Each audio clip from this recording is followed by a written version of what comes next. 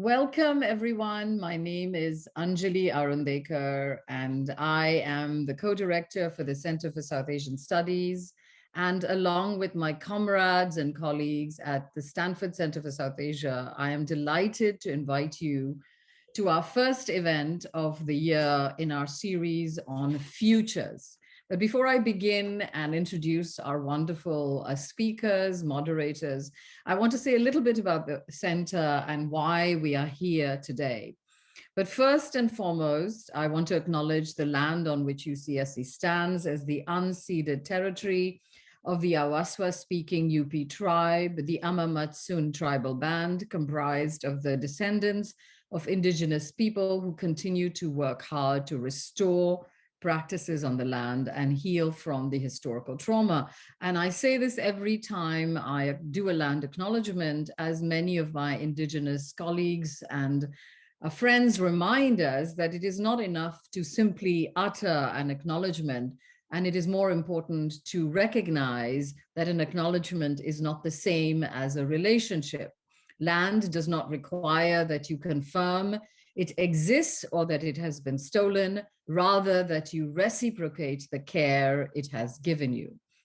Now, as I mentioned in the outset, this event is the first, I hope, of many collaborations with the Stanford Center for South Asia. Our center here at Santa Cruz is now in its third year and was conceived and began flourishing during the time of the pandemic. And it taught us enormous lessons about the perils and possibilities of building difficult and hard intellectual communities and gatherings in a time of escalating authoritarianism, dehumanization, and the possibility and perils of conversations that we have together. Now, our Center for South Asia here at Santa Cruz is fairly unique in that it's the only center that is an area study center, in that we are focused on South Asia and the broader Indian Ocean world, but we are committed to the exploration of the idea of justice as it extends across economic, social, aesthetic, and all different genres, periods, and geographies. Now, for many of us, that may seem like a very presentist question, but for those of us who live within minoritized histories, those questions have never been far from home. Now, what I'd like to do today is introduce the speakers and then turn it over to my colleague Sharika, who is, of course, going to do the heavy lifting for the event. Our event inaugurates the year's series, and I think it's very fitting that we begin with the People Revolt, as we have called this event in Sri Lanka, a place of possibility, but also incredible paucity, and the challenges that we all hope to engage with as we move forward. So Sharika Thiranagama, my dear colleague and comrade in many ventures, both often on the screen, is associate professor of anthropology. She has too many things that she has done for me to recite here. So I will leave it for you to explore her work and biography online. And our three wonderful speakers who have very graciously agreed to stay up. It's 12:30 in Sri Lanka, and I see so many friends and colleagues from across oceans, and I thank you for staying up and sharing your time with you. So our first speaker, I'm not sure this is the order we will follow, but I will introduce them in the order I have here. Marisa De Silva is an activist, primarily having worked with war-affected Tamil communities in the North and East on issues such as militarization, detention, enforced disappearances, and the freedom of speech and assembly. She is also currently the coordinator of the People's Alliance for Right to Land, PARL, and a member of the Liberation Movement, a leftist feminist collective of women activists working on issues such as repealing counter-terror laws, labor and plantation work rights, canceling microfinance debt. I'm already super excited. I'm reading the biographies and I feel I'm in the right place at the right time. Swasthika Arulingam is a human rights lawyer and a recently appointed first female president of the Commercial and Industrial Workers Union in Sri Lanka. A huge feat, I am told, not just by my friends here, but people who have been texting me on WhatsApp while I am speaking. Swasthika is a human rights lawyer, women's rights activist, and so much more. She serves as project manager at the Legal Aid Commission for the North and East Program Support Unit and was heavily involved in the Aragalaya movement and Gal Face Green protests. As an activist, Arulingam has advocated for the rights of women vulnerable to gender-based violence, something my colleague Swasthika, that Sharika has done as well, the rights of peaceful protesters and the justice for Tamil victims of the Sri Lankan civil war. And last but definitely not least, Dr. Farzana Haniffa is professor and head of the Department of Sociology at the University of Colombo. She has published, and I have had the pleasure of reading some of her work extensively on the social and political histories of Muslims, gender politics, and the anti-Muslim movement in Sri Lanka. Haniffa has also worked with teams of researchers to document the effects of anti-Muslim violence and also engage with issues of development, peace building, and reconciliation. Now, before I turn it over to Sharika, who will serve as the moderator and combative native informant for me today, I want to just lay down a few ground rules. I have requested and always wanted to have these events as Zoom events and not as faceless webinars where we don't see the communities who enter our spaces. So I would welcome you to respect that space. And if and when you choose to ask a question, please, if you feel comfortable, just message me and let me know that you have a question and I will call on you and Sharika will moderate at the end of the talk. We also urge you to keep your cameras on. We live in a faceless, dehumanizing world. So if you feel comfortable, let us see your lovely faces as we engage and speak to each other.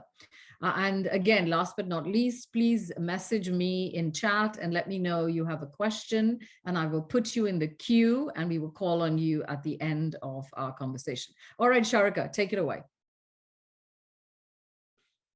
Thank you so much, Anjali. And I also have to do my thanks. I have to thank Anjali and Nelson and Anna Bigelow and Lalita Duperon at the Stanford CSA as well for putting this event together.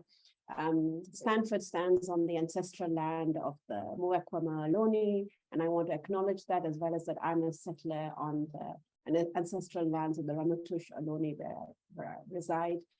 And I think Anjali is right, we need to recognize and acknowledge that in every event that we do, and we try to do that across the two centers.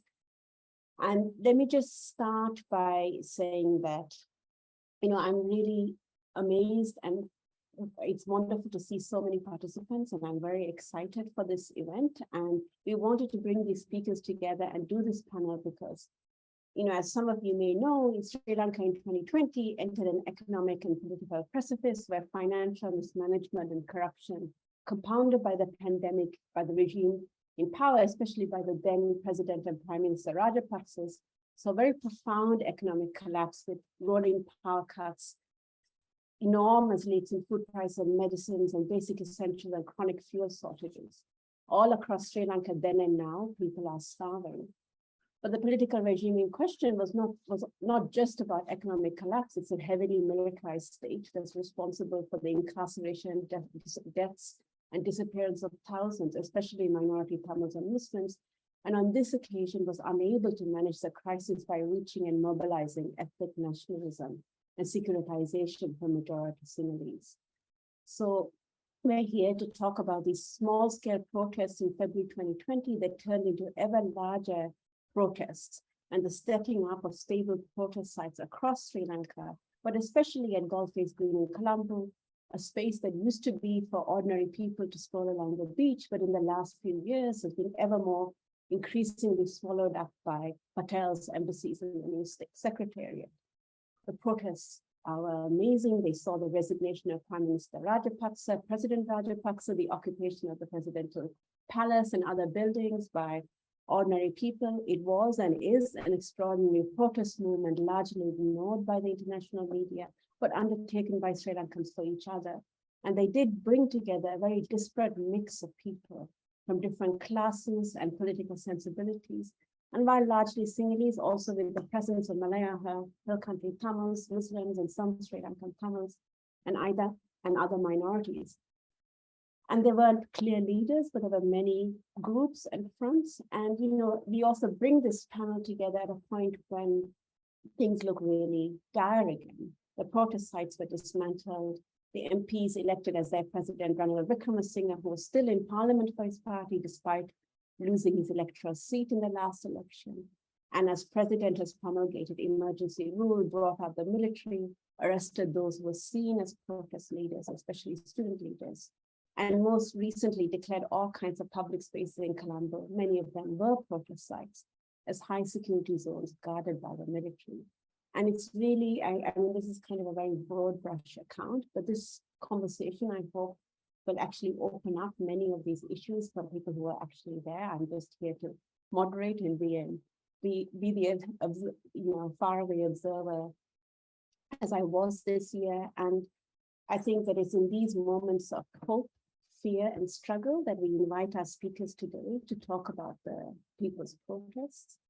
And what I'm going to do in this conversation is I'm going to ask some questions and our speakers are going to answer, and then we'll open it up for broader Q&A. So maybe I can start with with asking all of you, and I'm going to start with you, Marisa, on this question, but could you just all of you start with a sort of a brief introduction of how you began to be involved in the protests, or what your connections have been, or your thoughts about the protests. And each of you have been involved in human rights and civil rights activism, legal and academic work prior to this year. And so how do you personally see the protests in the light of this longer personal and political history in Sri Lanka? And maybe Marisa, can I start with you, and then Swasthika, and then Farah?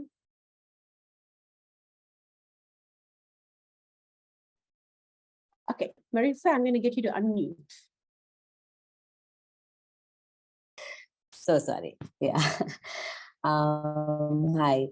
I think thinking back now, which seems like a lifetime ago, even though it was only a few months ago, I think it was quite a strange time, because we had gone into complete economic collapse, and there was just this whole sense of like, personally, I felt like nobody was doing anything, and I was constantly a little frustrated about that. And it was actually a day before I saw this social media post on Twitter that I had messaged some friends, and I said, guys, shouldn't we be protesting, or shouldn't we be doing something? I don't know, it was just a very informal message.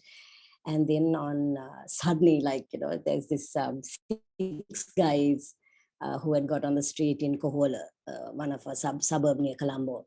And there was this one little Twitter post about these guys standing up with some candles and boards and whatever, but it was very specifically about the economic crisis. And so, I just jumped on that and tried to identify who the guys were. And then, 5-10 minutes later, I had sent it on to a few groups, and then people identified the guys, contacted the guys, and then, I don't know, before we knew it, we were from the next day. So from the next day onwards, we started protesting there. Never in my wildest dreams, did I ever think that could be like a beginning to what happened, for instance, on July 9th.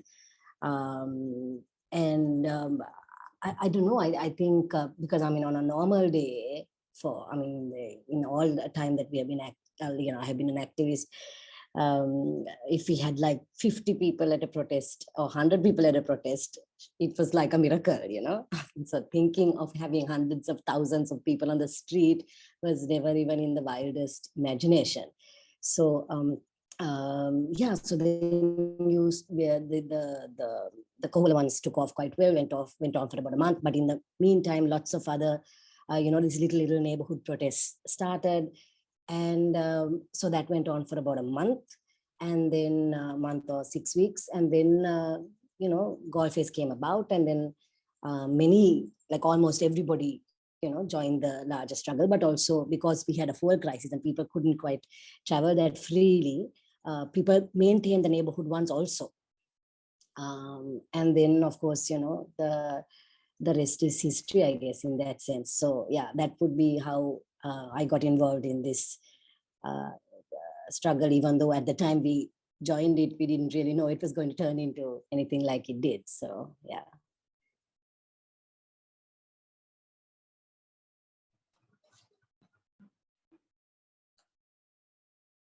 Shall I speak? So I just want to follow up with what Marisa said, because I remember when Marisa and several of my other colleagues, people like Amalini, Rebecca, they were really talking about the street protests, and they were asking me and people like me to come and join. I mean, we have been involved in activism in various other struggles and all. And I should say that I was extremely skeptical of how much street protests led by particularly by middle class people could achieve. And I was really skeptical, and I did not participate in these street protests. And as Marisa was saying, I completely underestimated the power of organizing the suburbs of Colombo in terms of these small street protests, because I think ultimately that's what led to what we experienced in July 9th.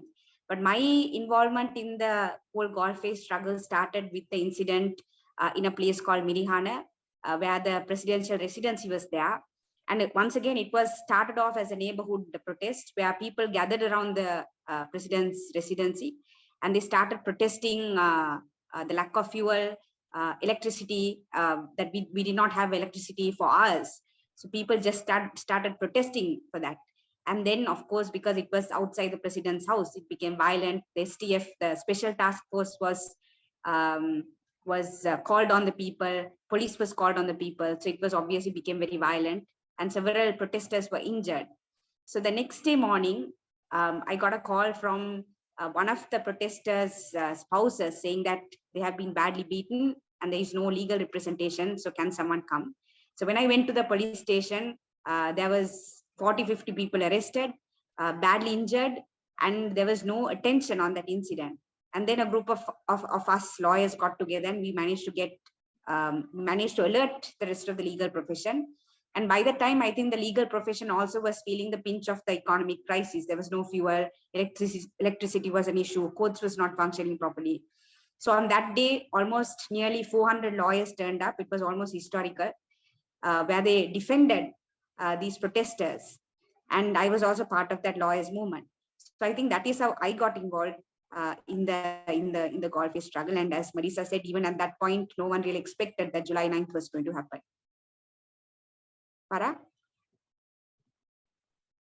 Okay, so you know, as Marisa and Swasthika rightly said, so there was this spark, and there was this sort of the starting of these protests as neighborhood protests, and then there was a sort of a swelling kind of coming together of huge numbers, right? And I think I would claim that I was part of those huge numbers that gathered. I mean, I remember very distinctly the attack outside of the president's residence, and then sort of the you know, putting off curfew, and then, you know, the anger at the sort of like putting curfew under a situation where people were protesting, right? Usually we were used to curfew in our country, of course, because of the war and all of that, but not under these kinds of circumstances, right? And there was this sort of outpouring of disgust at the regime and indignation, right? And then people started coming to the streets at a variety of different locations, mainly at Independence Square and at Golface. And I remember going with my children to both of these sites, and then it sort of grew and grew, and then Golface kind of became the sort of the definitive location. And it was also at that time, I think the government expected and hoped that they will dissipate, because they declared holidays after like the first few days of April, going into a longer holiday in the year, which is the Sinhala and Tamil New Year, starting from about the 12th. Right? So they hoped that, you know, people would be going to their villages and that it would just dissipate and people would forget about it. But it didn't. It just swelled and swelled and swelled. And Golface, I think on the 14th or the 15th, which was like, you know, peak kind of Sinhala Tamil New Year time, was just full, I mean, thousands and thousands and thousands of people. And I remember standing near the Bandaranayake statue and just like watching, right? The sun is setting and the atmosphere was unbelievable. Thousands of people waving flags and chanting, and, you know, I mean, all walks of life, right? I mean, a huge middle class showing, of course, but not just, okay? And different ages, children, babies, families. It was just amazing, right? So that was, I really remember that moment of the protest, because that was like, I mean, there was a certain innocence to it, I think, which was sort of undermined by the unleashing of violence in May 9th, and then the protest sort of like subsided, and then there was the huge outpouring again on the 9th of July, right? So for me, that the sort of the initial kind of the April protests were really amazing, and I participated, not really in the way that Marisa and Swasthika have done, but as a participant who was kind of motivated by everything that was going on and really wanted to sort of make my presence, mark my presence at that site. So yeah. And can I just ask you guys just a follow-up before we move to the next question, and just for the audience, July 9th is the resignation of the occupation of the presidential palace and the resignation of Gotabaya Rajapaksa. So it's a great day for many of us, but it's a moment that's still ongoing struggle, right? But I wanted to just ask the three of you also just quickly, because there was also, you know, the protests were very largely singular, but lots of Muslim protesters also participated. Malaya had Tamils, and then there was, and you know, Sri Lankan Tamils, some participated, but people were also afraid. And I wondered whether, you know, we could just quickly talk about, as you said, Farah, all walks of life, and it did start as a middle class protest. But what were all of your three sort of thoughts about the kind of ways in which people came together or didn't come together in relation to, you know, the kind of discrimination against ethnic minorities in Sri Lanka? So I don't know, Farah, do you want to start? Because I was... Sure. So I mean, I don't know, you know, there's a lot of talk about this sort of lack of minority participation, right? But I'm a bit sort of, I'm not sure I'm 100% on board with that, because in Colombo, I think people of Colombo participated, right? Tamil people, Muslim people, you know, I mean, they were all there. I mean, you know, for Muslims, it was particularly important and, you know, really significant, because, you know, for a long time in the most recent past, the kind of anti-Muslim sort of rhetoric that was propagated by the regime, but was also kind of publicly the you know, the thing that everybody talked about, kept a lot of Muslim people indoors, right? So there was this moment where it was okay again to be publicly Muslim, right? And to be present in sort of like, you know, very publicly Muslim seeming attire and Muslim seeming signage, right? With the beards and caps and hijabs and abayas and everything, right? And there was a breaking of the fast on the Golface Green, and the participation of people and biryani being shared. And, you know, all of these things also happened as part of the Aragalaya, right? So, I mean, you know, the South is mainly Sinhala, right? So there is that. So there is this sort of overwhelming presence of a Sinhala, you know, mass, but I'm not sure how I would understand the whole issue of like minority non-participation. I mean, there's a lot to be said about, you know, the understanding of what the, you know, what community is in the aftermath of a conflict, and sort of the polarization of communities, right? And also whether people of the North and East necessarily saw what was going on in the South as something that they could participate in. But in Colombo, I mean, Colombo is a very sort of like a multi-cultural city in some sense, right? I mean, there are all sorts of people who live in Colombo. So everybody of Colombo participated, I thought. Yeah, I would agree with Farah that in terms of the minority participation, yes, there was not much of an interest, I would say, from communities in the North and the East, even though the Malaya communities did on and off come and participate in numbers and would raise their issues. But again, it did not gain much traction. But the North and the East, there was this sense of, when I was talking to people, there was a sense of we have done our part of not voting, of voting against the Rajapaksas. And it was the South which overwhelmingly voted for the Rajapaksas. So now it is their struggle, and we are not against it. And in fact, when protesters started getting arrested soon after July 22nd, one of the first solidarity protests came from the North and the East. So I think there was this sense of solidarity. But in terms of physical participation at a kind of like a political level, also there was a bit of reluctance, but also we had to factor in the logistical reasons. I mean, fuel was of shortage, travel was not easy. So we had to factor in so many things also in terms of why the North and the East did not actively participate. Lisa, you have to unmute. So sorry about that.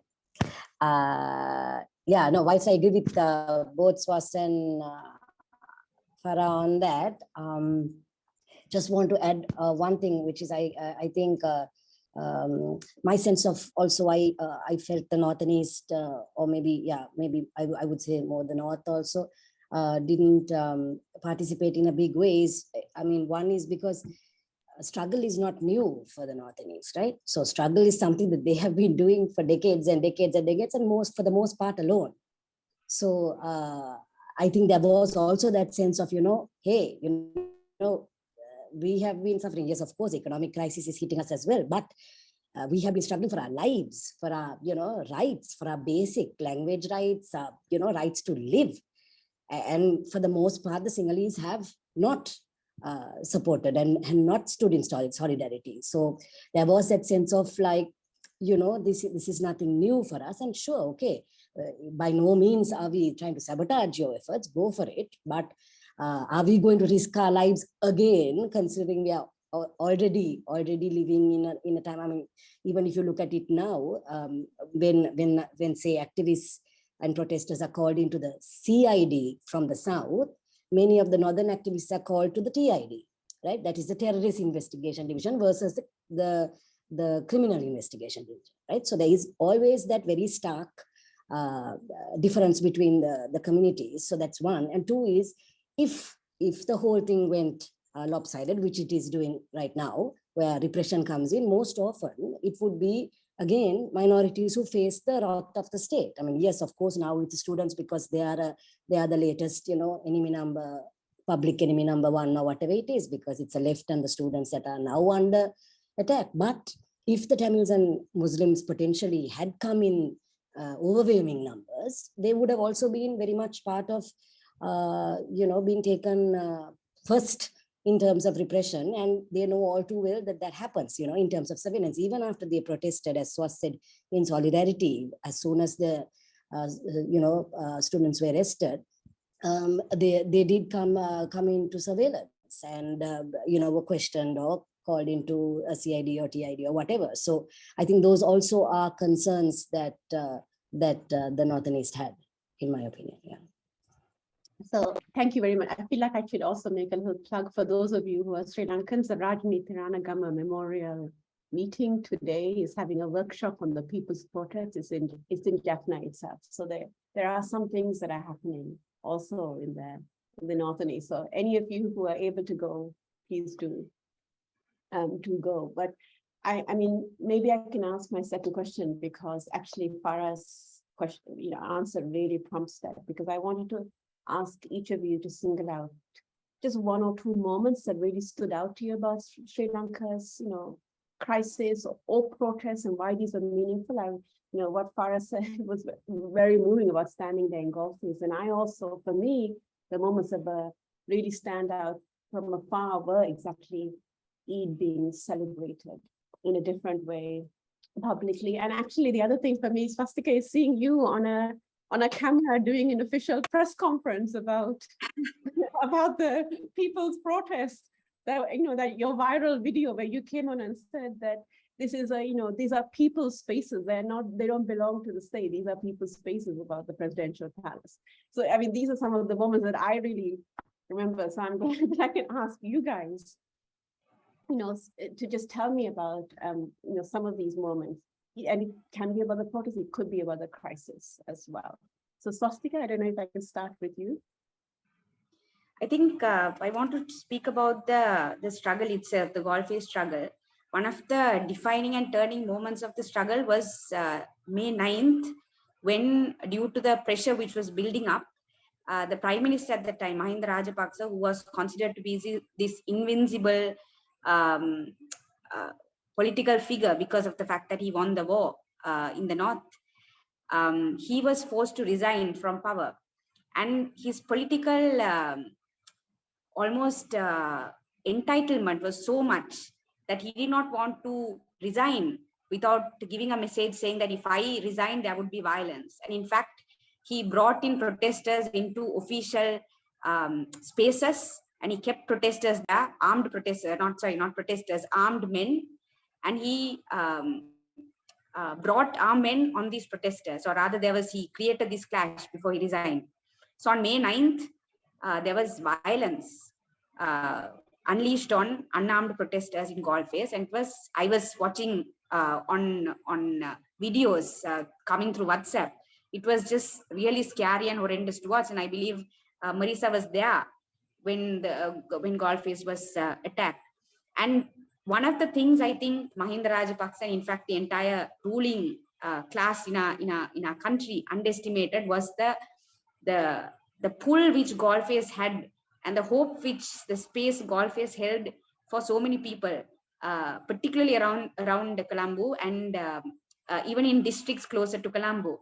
Because the moment Galway was attacked, for the first time in my political memory, just ordinary people just turned up in numbers in Galway just to defend that space. I mean, I've never seen that happening in Colombo. Just people who were working in shops, in banks, in professionals, doctors, just turned up, just left their workspace and turned up in numbers just to defend that space. And outside Colombo, in the free trade zones, in various areas, workers just spontaneously came out, and they started what now is termed as counter violence. I'm not sure I like that word, but anyway, there was spontaneous eruptions of violence in terms of burning property and so on.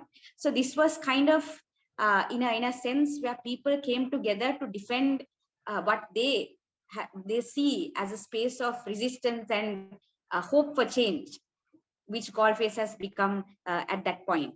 And I think Mahinda Rajapaksa, Gotabaya Rajapaksa, and the ruling Rajapaksa family plus parliamentarians completely underestimated the power Galway held in terms of the hope which it held for so many people in Sri Lanka at that point. So I think that was one of the moments I remember and one of the turning points of the struggle. Farah?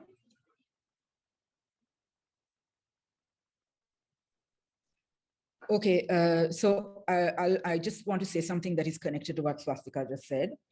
Now, I mean, it was just amazing. I will endorse what Swasthika said in terms of, how, again, affronted and indignant people were that these goons were unleashed on peaceful protesters, right? And people just gathered from their offices. They just left. And I remember getting calls home saying, sir, this has happened and we have to go, kind of thing, right?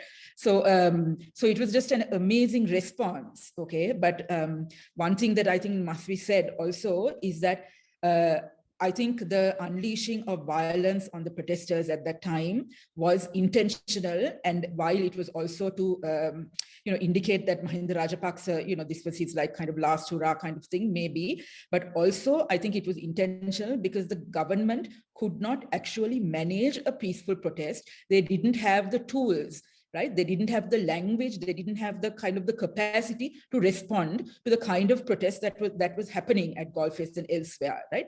But when it turned violent, now they had the means, right? They had the understanding of how to control it, because violence can be controlled by unleashing state violence on it, right? So I think it was sort of anticipated that the protests would turn violent with this, with the unleashing of the thugs, right? And it did. And I think, from that moment onwards, there was a sort of a build-up of a story about the protests, right? Which kind of shrunk the entire sort of phenomenon into a very manageable kind of, done by unsavory elements in society, people who should be critiqued, people who should not be encouraged to be prominent in society, all of that kind of was made possible at that moment with the emergence of that violence, okay? So that I think was a sort of an important turning point at that point. But I would like to maybe go back a little bit more to think about sort of, moments when that, pre-May 9th, right? When protests were still happening. One thing that I wanted to mention was that, there was this video, I didn't see this personally, it was a video that was circulating in, Muslim community, intellectuals and community activist WhatsApp groups, right?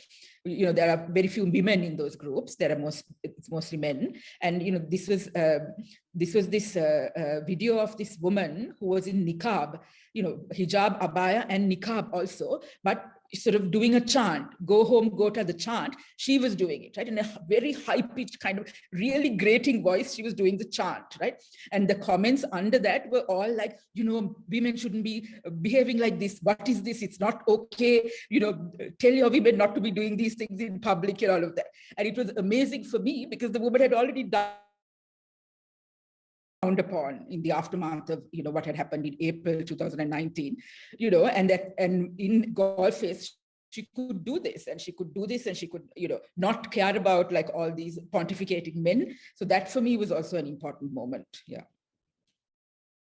Oh, thank you so much. And Marisa, I don't know if you wanted to come in on this question, or I can also move on.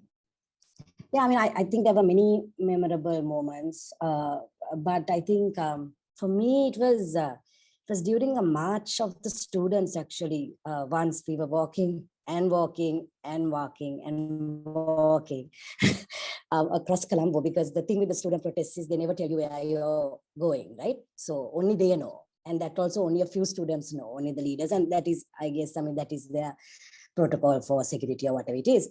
So we were just literally marching throughout Colombo, and the streets were lined with just this average, very normal, quote unquote, elderly people, kids, it almost seems like a different time, considering what is happening now, and considering it's those same students who are now facing a very, very different kind of society.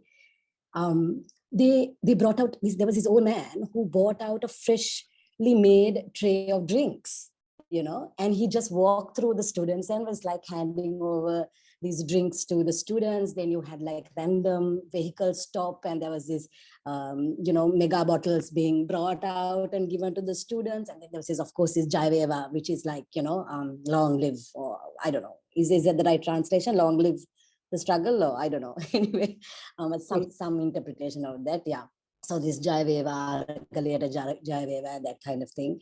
And, they were just smiling and waving. And, there was this elderly sort of people also who obviously couldn't join a march because they were quite, but they just lined the sides of the street, and they supported in the only way that they could, which was like either giving, in terms of food or drink, or just staying there and supporting the students. And so they were just egging them on and, saying, thank you and all these things. And I think for me, that really stuck out.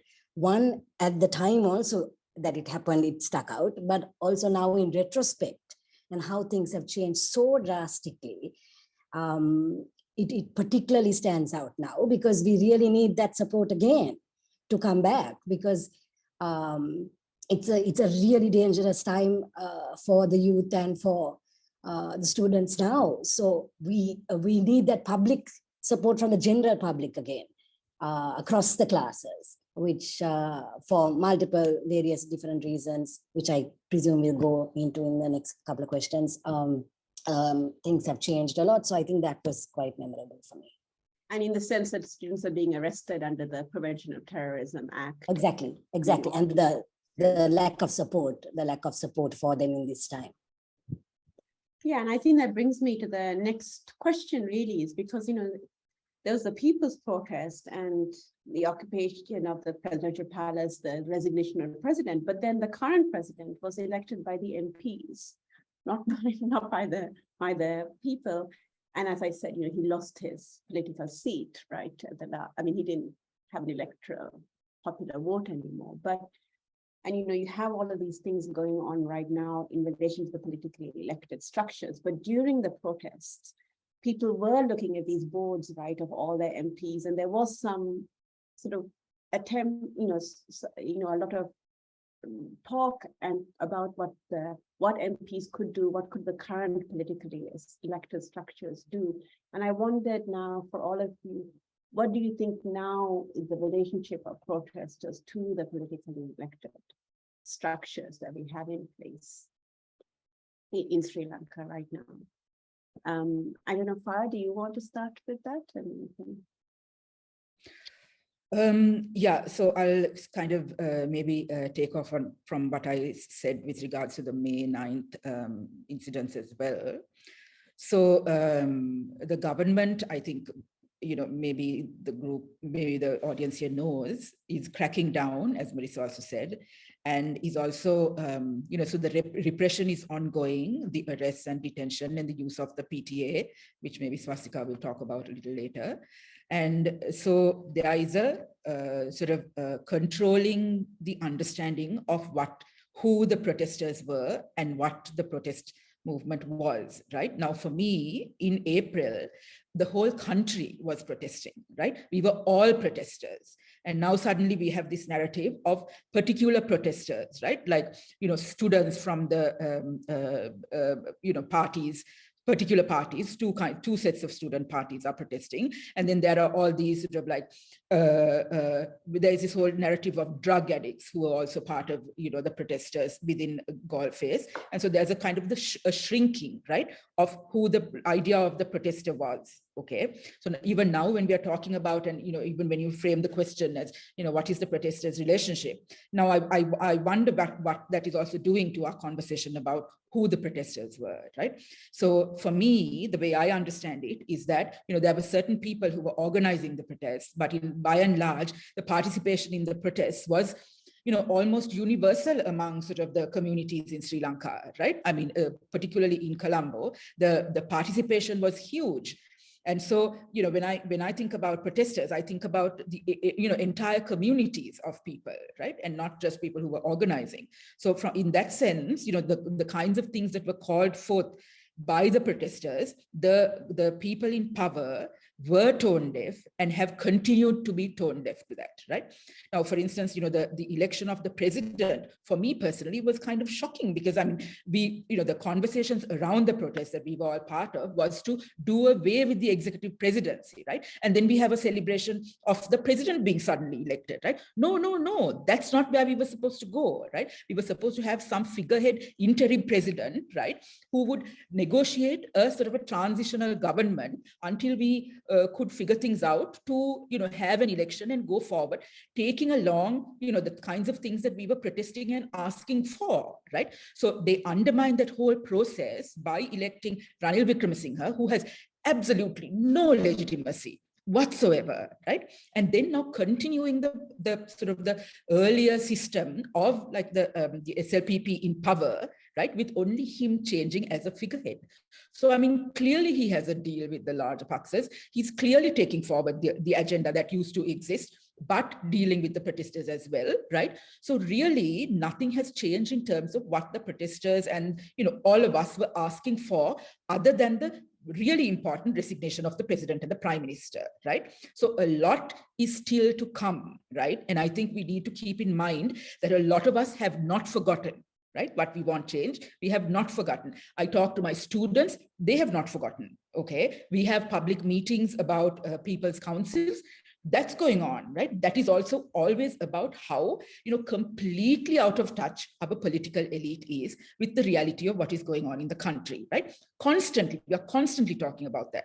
So people are not on the street now because of the repression, right? People are not on the street, and people, we are struggling to find a way of understanding the immediate past of the Aragalaya, the protests, right? And how we can go forward. But I think the spirit still remains alive, other than maybe for a very narrow section of the middle and upper middle class that thinks that Ranil is going to save them, right? Save their sort of economic wherewithal. I think, a majority are very well aware that, this needs to change. Yeah. Absolutely. Swasthika, I don't know if you want to go next. So I think when the struggle was very strong, particularly after May 9th, there were several houses of parliamentarians which were set on fire and property was set on fire. So when one watches the parliamentary debates, one sees that this was in the back of the mind of parliamentarians. Almost people kept them under threat. If you don't do what we want you to do, we will set your house on fire. It was almost direct as that. So I felt that at that time, there was a real fear that people would come after them, that people would become violent towards them. So particularly the parliamentarians and people in the political elite, including or government officers at the higher levels of maybe the police and so on, were extremely fearful of what these large numbers of people can do if provoked. So that discussion and debate was almost always there. And then when soon after the July 9th uprising, there was a emergency declared. And there were a few weeks later, there were emergency regulations which were brought in, particularly after July 22nd, I believe. There was emergency regulations brought in. And when one sees the emergency regulations was all about protecting private property, and they made protection of private property as part of the emergency rule of the country. So it was almost interesting to watch how the protesters held the parliamentarians on a threat of violence to hold them to account on what they politically wanted. But another aspect of the relationship between the political leadership, which if one looks at the Sri Lankan parliament, I was telling today morning also in another forum, is that they all by and large consists of really old, who have been in politics since the 80s, old men, the majority of the parliament. And you see parliamentarians falling asleep. I mean, if they have done something to the country, then of course we can look up to them. But these guys have been there forever, and they have just messed up the country and brought this country. So one of the things which happened during the struggle is the Aragali was led by really young people, including kids as young as 15, 16, and 17. So this Aragali was led by really young people and youth. And so I also saw the Aragali as challenging this status quo of this aging leadership which we have, which has brought this country to this crisis. And there was almost a challenge to this leadership, and where the young kids and the youth were coming and saying, we want a new type of leadership, we want dynamic people in power. And that also, I think, triggered many people who are in power, including the president. And that is one of the reasons when they started arresting people soon after the July 22nd incident, including the 3 students who have been arrested under the Prevention of Terrorism Act, almost a majority of them are very, very young people who are being arrested, who have been called criminals, who are being called terrorists. They're very young people. And in a sense, the political leadership or the aging political leadership wants to kind of crush and silence this new, almost organic young leadership which emerged in a very organic sense. And they want to crush it and keep it at a certain level, or crush this whole spirit of actively politically participating in public discourses. They almost want to crush it and destroy it there. And I see that as very, very interesting, because I have participated in so many events which have been organized by, for instance, international NGOs and so on, talking about the importance of having youth leadership and so on. And here you have an organic youth leadership coming up, challenging the status quo, and then you have a president who wants to just crush it. So that relationship between the ruling as well as the protesters also I found quite interesting. Thank you. Marisa? Yeah, so I think that takes me to some of the points that I wanted to raise, which was that I think historically, if you even just look at Ranil and his family alone, between he and his uncle, they've burnt books, they've burnt people, they've even burnt a constitution in parliament. So there is no doubt in my mind that they will do whatever it takes to stay in power, right? His party has been, so although there is a lot of focus on the Rajapaksa violence, I think there's not enough focus on the Vikramasinghe violence, because Vikramasinghe comes from this political elite that many of the middle class are comfortable with, whether or not the middle class whether or not the middle class is fully on board with whether or not he's going to be the savior to our current crisis. He does protect a political elite that the middle class is comfortable with, right? That is why it's so easy in that sense to demonize the left right now, because the left is not an ideology nor a political sort of space that the middle class is comfortable with, particularly the upper middle class, right? Because you have this notion that they're coming after your money, they're coming after your higher taxes, and so it's not a comfortable. I mean, let alone, of course, the fact that the go-to is they're not going to say we're coming after your money, that's why we don't like the left, right? They're going to say you're violent, right? And for me, that goes straight into my next point, which is that this unimaginable proportion of sort of focus on the left and violence, when if the left and violence that they are mostly talking about is the JVP that has been unarmed now for the last like 30 years, right? The only armed group currently in the country is the state. So why is it that we do not hold the state to the same account when we are the ones who are electing the state? We are electing these governments year after year after year after year, and they are unleashing terror on us decade after decade after decade, sending generations of youth to the same end, right? They did this with the Tamils for for all of my life personally, right? I'm a generation born into the war, right? They've done this, they did this with Tamils, they did this very much with the Easter, after the Easter attacks with the Muslims. Many of those youths still in prison. And now they're going after students because, again, it's an easily disposable.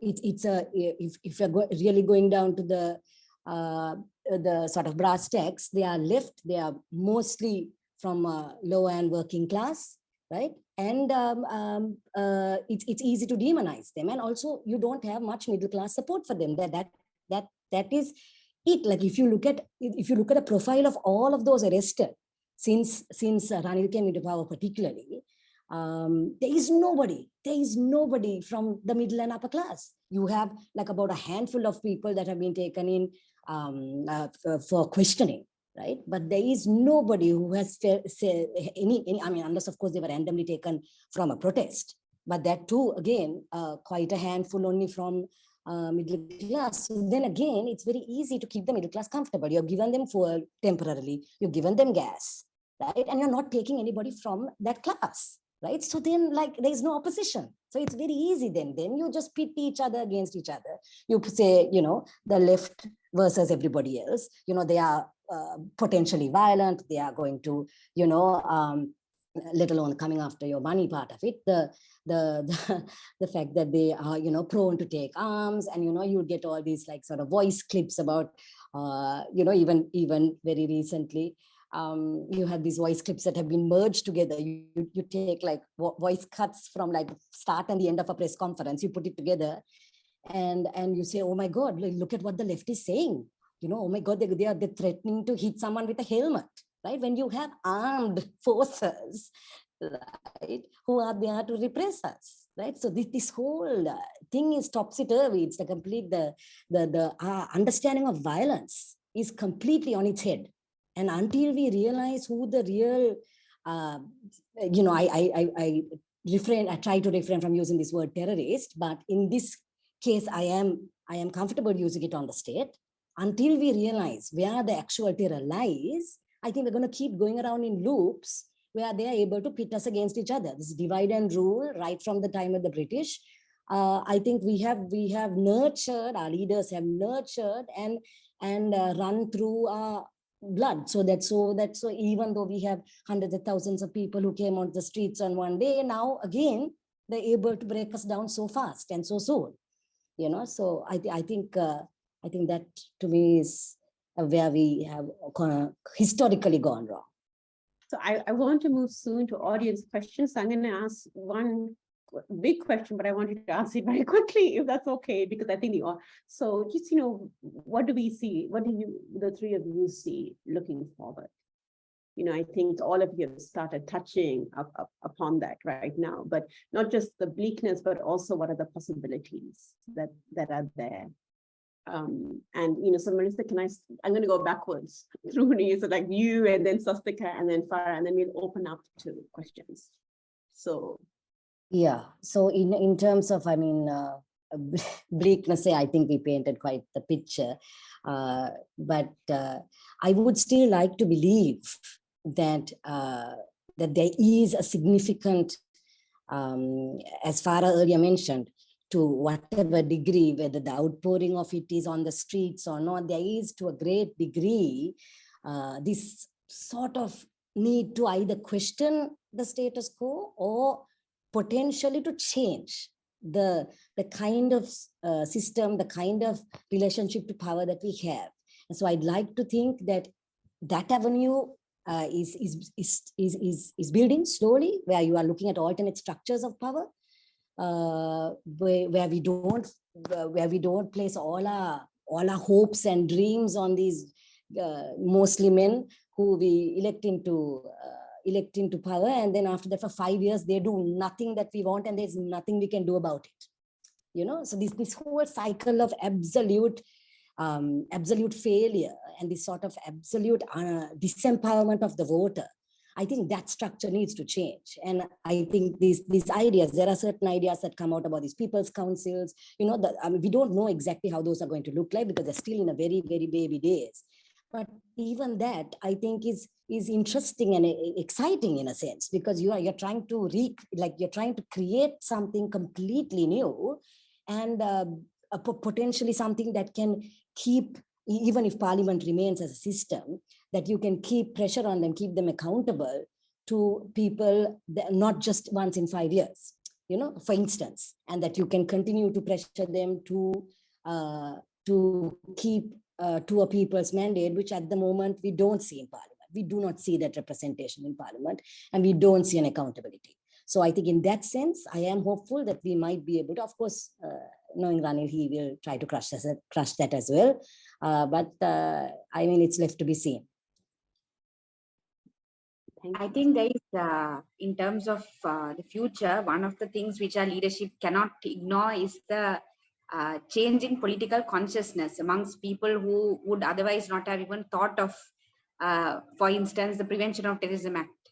And recently there was a campaign headed by Mr. Sumandran from the TNA to repeal the PTA. And people who usually would not even think about the Prevention of Terrorism Act came for that campaign in Colombo to sign that petition. So there is definitely a shift in political consciousness, particularly amongst the middle class, which I think would stay on, because the economic crisis is not going to end anytime soon.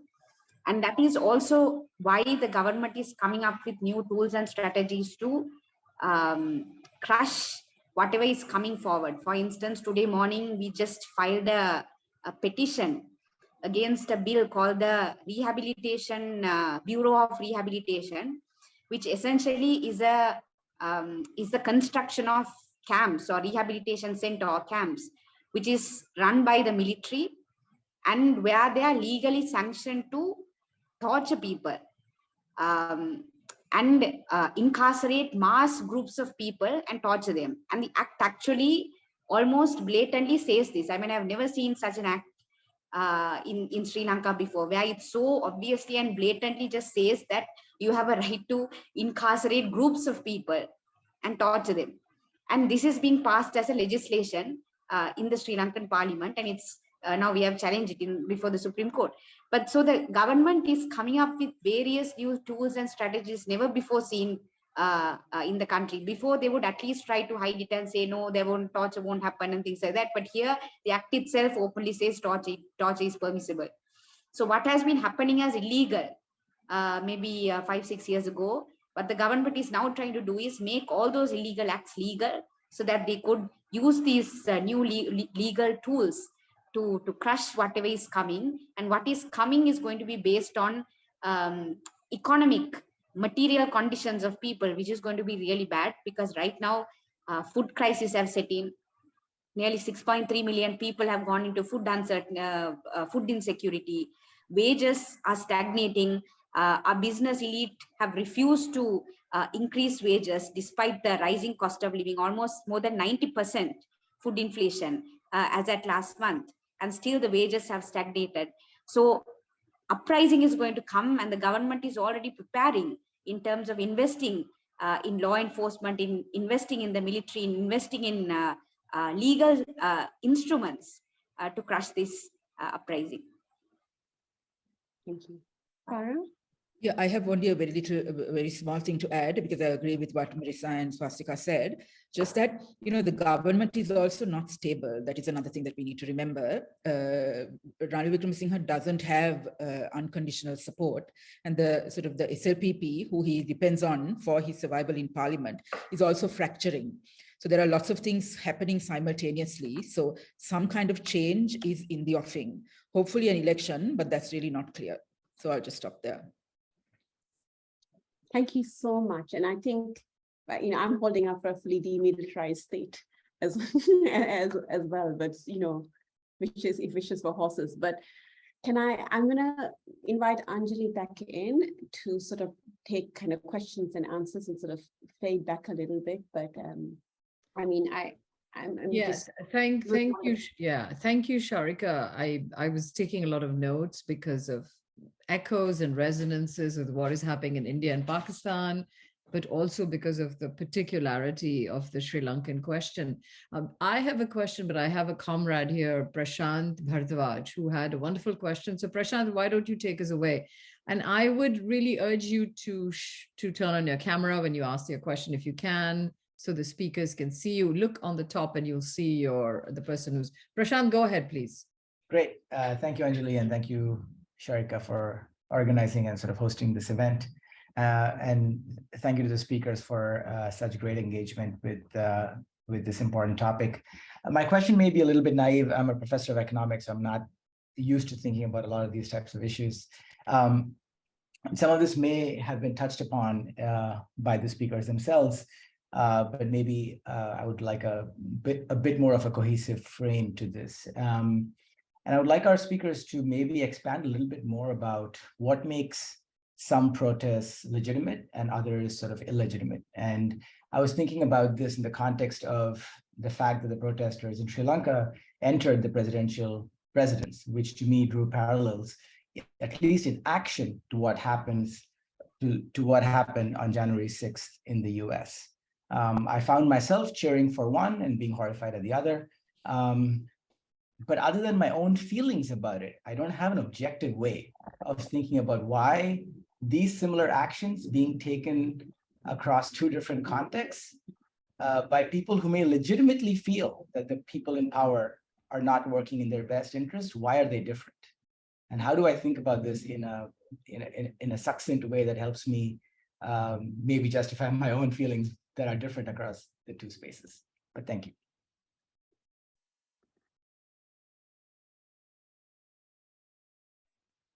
The question of legitimate versus illegitimate also arose in Sri Lanka in terms of how the larger society viewed protests, maybe in the early days of the protest, for instance, in April, when there was a violent incident.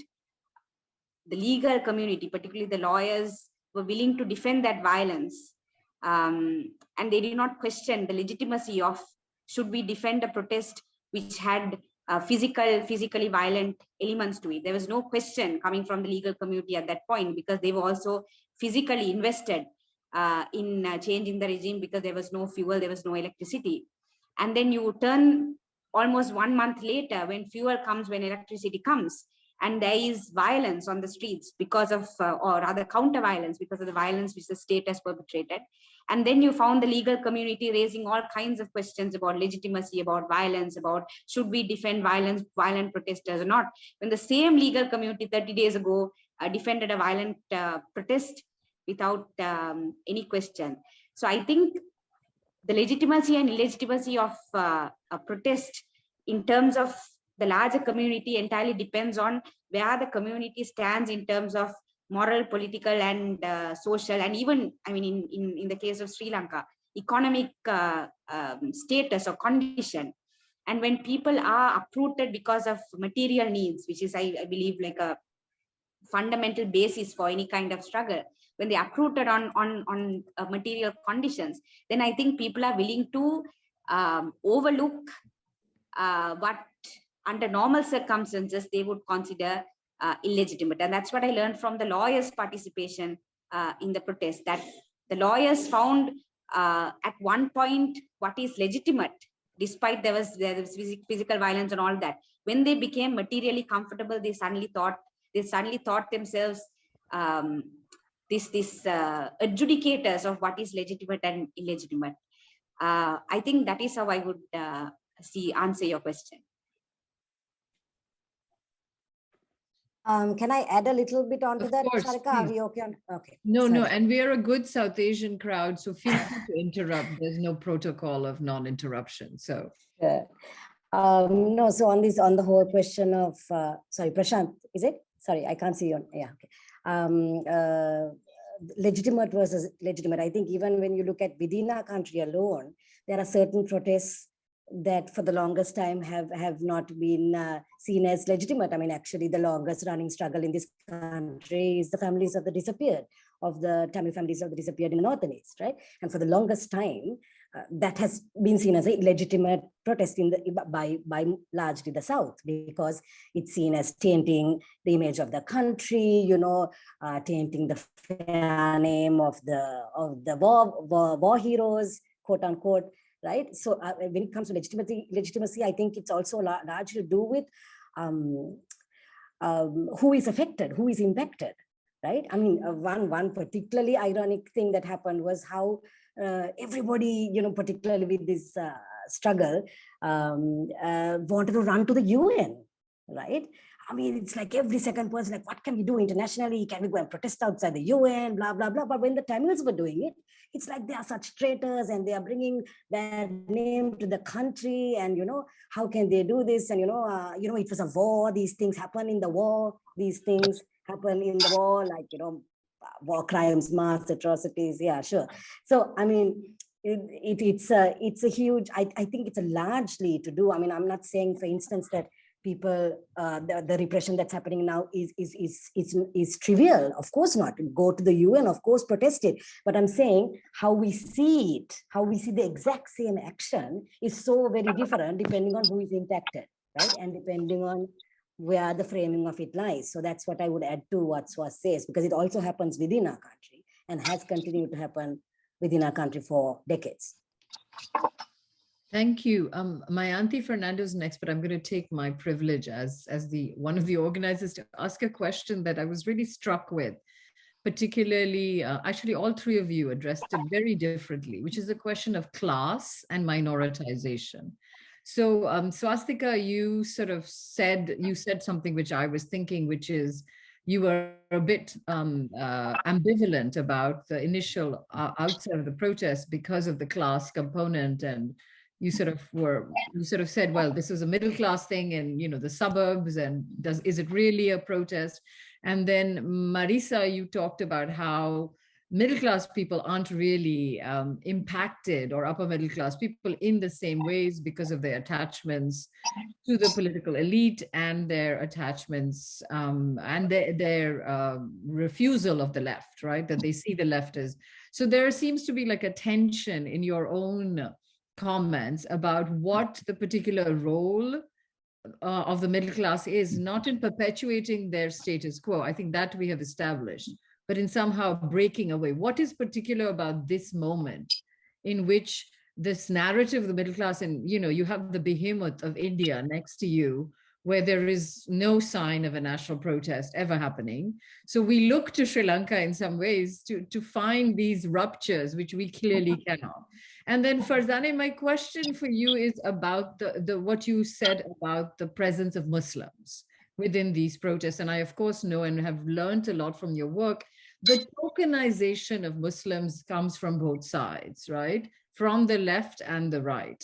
And you sort of spoke about the fact that we need to figure out a way to make it more ordinary, as in ever present. So do you feel like that is actually happening, or this tokenization is continuing on both sides for very different reasons? And you can see how the questions are connected, because they are about things that are either remaining the same, or that somehow the Aragalaya has changed something around these questions. So whatever you fancy. Thank you. And then I'll turn it to my auntie Fernando, my colleague. Anyone can go first, sorry. Okay, so I'll take a quick stab at it. So the question about the tokenization of Muslims is a hard one, especially because, you know, the kind of the repression against Muslims was sort of ongoing until almost up to the sort of emergence of the Aragalaya, right? So the kind of the government crackdown through a variety of ways. I mean, the arrests of certain Muslims and their incarceration, then sort of like Sinhala language media kind of narratives about their culpability in the Easter bombings, then the repression against the Muslims, the arrests and the detentions and the, you know, without cases being filed for years, well, you know, more than a year, you know, all of that.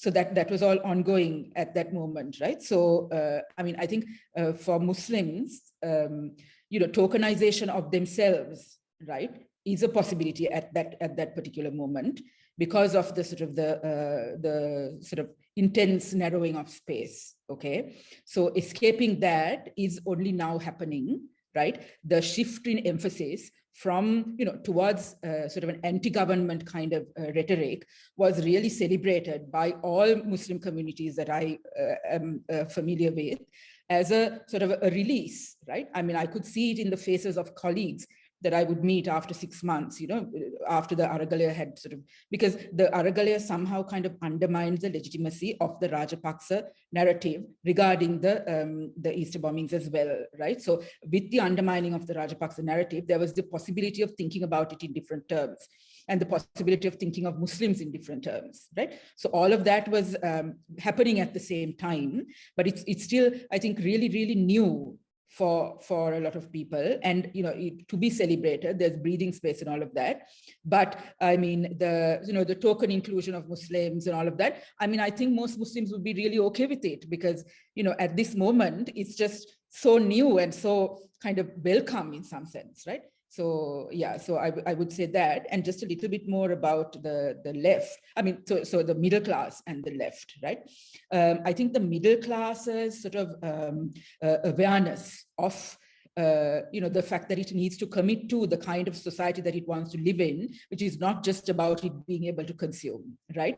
I mean, that is slowly sort of like taking a hold of the middle class, right? And of course, not the whole middle class. There are plenty of middle class people who are quite happy with running things and the repression and all of that, if their businesses are functioning okay and they have petrol for their cars, right? So I think there is still that middle class, but there's also an emerging sort of sense society that they want to have, right? But so how far they will take that is to be seen. So I'll just stop there. No, that's super. That's really fascinating. Marisa, you have a response? If you don't, we move on. It's Swasthika, anything? I don't have anything. No. Okay. I just want to, I think the middle class is also, it's not this one, it's not a uniform one body. It constitutes race and gender and so many things, you know, divide and cuts through class, right? And I think in various moments, these elements play into how the middle class reacts to certain political moments. But in terms of the Sri Lankan Aragalaya and the participation of middle class, it was entirely based on the fact that they did not have electricity and fuel. And they somehow wanted to pinpoint this anger at someone. And it was the president at the time, Gotabaya Rajapaksa.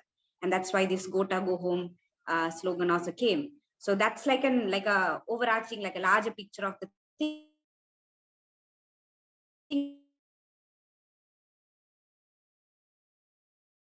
Bit of political consciousness. I mean, I don't want to overstate this whole thing, but there was a bit of political consciousness which came in. For instance, when the students, university students, got arrested under the Prevention of Terrorism Act, so many middle class mothers would randomly walk up to me and say, you should get these 3 boys out because I'm a lawyer. They would just come out to me and say, who would not have thought about politics at all, now are conscious of the fact that 3 boys have been arrested and we want them out, and you're a lawyer, so do it. So it's interesting. It's not like you can't say that nothing came out of the Aragalaya, but the middle class by and large withdrew once the president whom they wanted to get rid of went home, and they got fuel and electricity. They did retreat, and by and large the middle class has done that. But there is also a section which has started becoming politically, they have started thinking politically, which I think is a good thing. But also there is also a level of hypocrisy in the middle class, and the way they are treating, for instance, the students who are being persecuted by the state. So just as Marisa was saying, 3 months back, when the students came in thousands into the protest and gave life and this life to the Galle-Face struggle, there was all these middle class people standing and cheering and saying great things about students and how organized they are, how the march is so very well organized and all of that. And then almost 3-4 months later, now these boys are being persecuted by the state and called terrorists. And now they've gone back to the narrative of, the student federation is violent, and they have this, if you give them power, they would, instead of studying, what are they doing? Politics. They should be just studying. Why are they getting into all unnecessary things? The same people who were cheering the student march 4 months back have now become this. So it's not one group, the middle class. There are various sections, but I think a small group of the middle class have become politically conscious, and I think that's a good thing. Thank you. I have 3 questions lined up, and if you have written to me and asked for a question, I will do your best to accommodate you, but I also want to be mindful of my comrades in Sri Lanka who are up in the middle of the night and valiantly answering our questions. So I have Mayanti Fernando, Nidhi Mahajan, and Siddharth Pereira. So let's start with Mayanti. Mayanti, take it away. Thanks, Anjali, and thanks to all of you for this amazing, amazing as a talk, amazing just as I'm Sri Lankan, obviously, so this is just very inspiring. And my question, on the other hand, my question is very academic in some ways. And what I was struck by was just how, in some sense, how all of you thought about how what happened was so unthinkable when it was happening, right? The initial protests, nobody imagined that it would become this huge political movement and this huge political revolt. And it seems that it also scrambled a lot of old political concepts, political practices, political kind of alliances and formations that have been so foundational to Sri Lanka for so long, for 30, 40, 50 years. And so I was wondering if you could, and this is where the question becomes very academic, but I was wondering if you could identify political concepts, new political concepts or political practices that you think have emerged with this movement that can help us think about what it is that has just happened and what will happen. And in some sense, this goes back to Anjali's question about class, because obviously class is hugely important, right? Both in sort of thinking about what happened, but also something new is happening with the way that the middle class is fracturing. And so, so I'm wondering, and maybe the way to think about this is sort of backwards, like what was most politically surprising to you about what has happened, and how might that be a moment to think about concepts, like to sort of use that as the anchor for kind of theorizing, I guess, Sri Lanka and the possibility that Sri Lanka is actually the beginning of something much bigger elsewhere as well. Does that make sense as a question? I know it's also very late. Shall I take that on? Yes, please. Thank you, Mayanti. Hi, Mayanti. Okay, so, well, it's a really tough question for 2 a.m. Let me start with that. But also a couple of things. Now, first, I just want to think about it in terms of 2 historical sort of trajectories, right? So, I mean, I don't know if I would agree with you saying that, politics, 30 years of concepts in politics have shifted, only because I think we need to think about those 30 years also in maybe new ways, right? Because two things about that. I hope I remember the second thing. The first thing is that, the Rajapaksa emergence also shifted politics significantly in Sri Lanka that we haven't really theorized yet, right? Because now, but particularly if you see parliament, you see the sort of the configuration that they have brought about, right? They sort of like practiced a process whereby you have in parliament people who the Rajapaksas can control and will not interrupt the Rajapaksa project, right? So, nobody had any power for a really long time under the Rajapaksa project, right? So we are doing politics in that context as well. And hence the emergence of Ranil Wickremesinghe and all of that. So that's one thing, right? Second thing, now I've kind of forgotten. Okay. The second thing now, in the sort of the development of sort of protest politics in Sri Lanka involving the middle class. Now, 2018, when we had the coup attempt by the Rajapaksas, right? We also had a sort of an emergence of middle class protest against that, okay? And so there have been, and then sort of the 2015, even before 2018, there was 2015, where the Rajapaksas were overturned. Also, their sort of corruption and all of those kinds of things were overturned. So that was another moment, right? Where there was a substantial middle class showing there also, I would.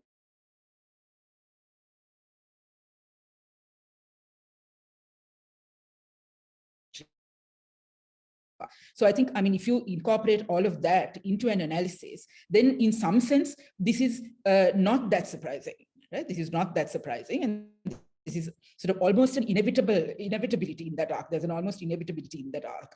So really useful question. And I think there's a paper there. Yeah. I told you it was academic. All right. Does anyone else want to take a stab at Mayanthi's question? If not, we can move forward.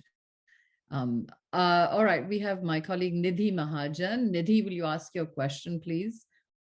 Thank you all so much. I'm learning so much today. And in similar veins, I was sort of thinking about, and this is also in the context of what we're seeing in Iran right now, and thinking also about the Arab Spring and protests more generally.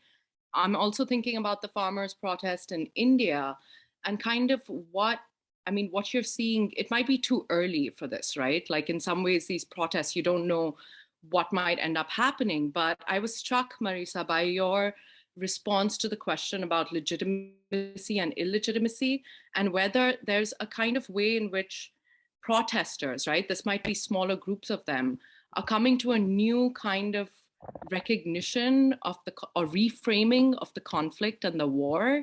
Is there the beginning of something, some different kind of reckoning with that history and how it's unfolding in the present? Or is it sort of not part of the narrative anymore, right? In terms of at least this middle class that is seen as kind of at the forefront of the protests, right? So is there potentially a way that this can be a kind of historical reckoning, moment of historical reckoning, or not? Or yeah, maybe in pockets, I don't know. Yeah, so actually that was something I was thinking about even during the last question, whether we have an opportunity here. Again, I would be very, very cautious to oversell this point, but I will maybe speak in a few examples where I thought perhaps things that we could not have ever imagined doing in the South, with regards to the war or with regards to Tamils, all of that kind of thing that we were able to do in this space, which was majority Sinhala Buddhist and from the South, right? So a couple of things that perhaps we did, the May 18th remembrance, right, on the last phase of the war, which is highly contentious, particularly for the South, right? Because the Tamils see it in a very, very specific way, genocidal, this huge war crimes, crimes against humanity, and the Sinhalese see it as a victory, right? It's that stark, it's polar opposites, right? So the sort of commemorating even in the North and East, which they have continued to do throughout after the war, was never done in a big way in the South. I mean, I think there were a few online events that have continued to be done by activists, etc. But as a thing on the ground, there wasn't anything. So, I mean, what I mean is that there was space. There was a little space there, because also let's put it this way. This is where I guess a little bit of some comes. A lot of the Aragala branding was this whole we are all one. You know, the Sinhala, Buddhist, Tamil, there is no like difference. It's only the leaders that have the leaders that have divided us, you know, and we will never fall for that again. So there was this very big branding around Aragala that we will not be torn apart. So when you have that branding, it also doesn't really look good on you if you start attacking each other, right? So, I mean, that's the cynical part of it. Okay, I'm not saying essentially that's why these things did not get, but I would say that did play a role. Having said that, particularly on the 9th of, on the night of May 9th, and there was another incident later, there was a volatile situation that happened in the district just nearest to Colombo between a Muslim community and a Sinhala community. And potentially that could have been a riot in the pre 6 months ago Sri Lanka, right? Because I mean, that's all it takes sometimes. But in this time, particularly even in a time where it was such a potentially volatile time, there was this call from Aragala, and there was this clergy that did some negotiations on the ground where they were able to bring it under control without any violence taking place. That was almost miraculous, for considering how Sri Lanka is normally when it comes to this kind of thing. So little things like that. There was another incident towards the end, actually, where they had put this Tamil board behind undressed Navy, supposed Navy officer, saying something about the fact that they had hit protesters or something like that. And this is what was done to them. And then normally that would have been like people would have taken a run with that, but there was this immediate sense of suspicion. We are not going to buy that kind of stuff, so like wholesale again. And, there was a mistrust, and then it turned out to be a fake news, right? Which normally would have again gone the normal trajectory of like, oh my God, the Tamils are, doing this and that and all that kind of thing. So I think they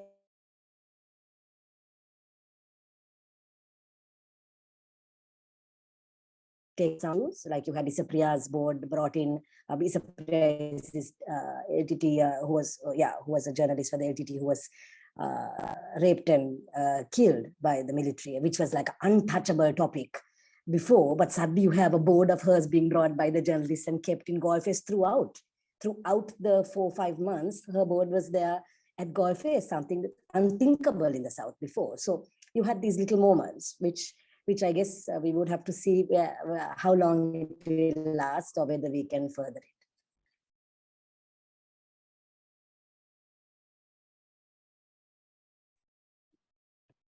Any other thoughts on Nidhi's question? We have one more question only, and I want to apologize to all the people who've written to me in chat and said they have questions. If you don't mind, please put them in chat so the speakers can at least have a look at them and think about them. We have very limited time, and we've already imposed on our wonderful comrades a lot. So I want to turn it over to Siddharth Pereira, who had a question. Siddharth, if you're still here, would you mind asking your question? Thank you so much.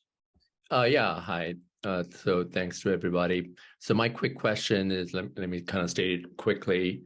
I know there are presidential elections scheduled for 2 years from now, I think.